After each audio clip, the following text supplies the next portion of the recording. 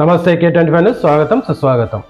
సిద్దిపేట జిల్లా దుబ్బాకలో ప్రజల మధ్య మత విద్వేషాలు రెచ్చగొడుతూ కులాలు మతాలు విడదీస్తూ ప్రజలను రెచ్చగొడుతూ కేంద్రంలో బీజేపీ ప్రభుత్వం రాజ్యమేలుతుందని కాంగ్రెస్ సీనియర్ నాయకుడు మాజీ ఎంపీటీసీ సభ్యుడు సంజీవరెడ్డి ఆరోపించారు.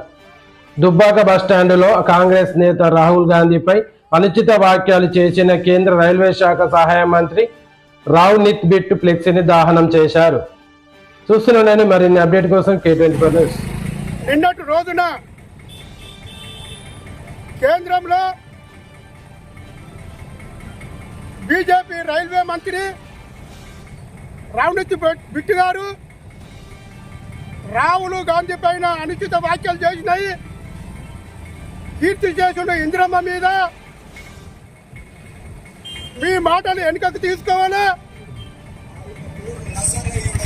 మీకు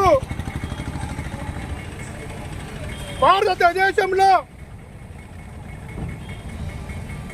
రాహుల్ గాంధీ గారిని అనడము, ఆయన ఒక ప్రతిపక్ష నేతగా ఉండి ప్రజలలో ఉండి కాశీ నుంచి కన్యాకుమారి వరకు పాదయాత్ర చేసిన రాహుల్ గాంధీ గారిని అనుచిత వ్యాఖ్యలు ఇందిరమ్మని కీర్తి చేసిన మీరు అనడము అది సమంజసం కాదు బిడ్డ. కేంద్రంలో ఉన్న హోంశాఖ మంత్రి అమిత్ షా గారు వీడు ఏం చేస్తున్నాను అంటున్నా.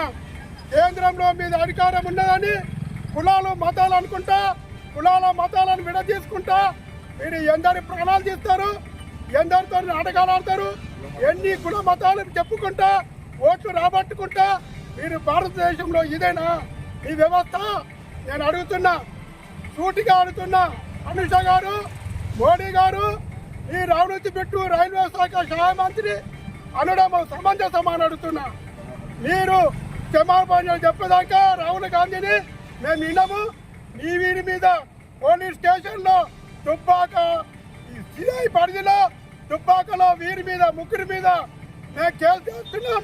ఈ కేసు చేయకపోతే రాను ఇంకా ముందు ఉచితం చేస్తాం. దేశవ్యాప్తంగా భారతదేశంలో మొత్తం బంధు వ్యవస్థ తెలంగాణ మొత్తం భారతదేశంలో కూడా చేస్తామని మేము కోరుతున్నాం.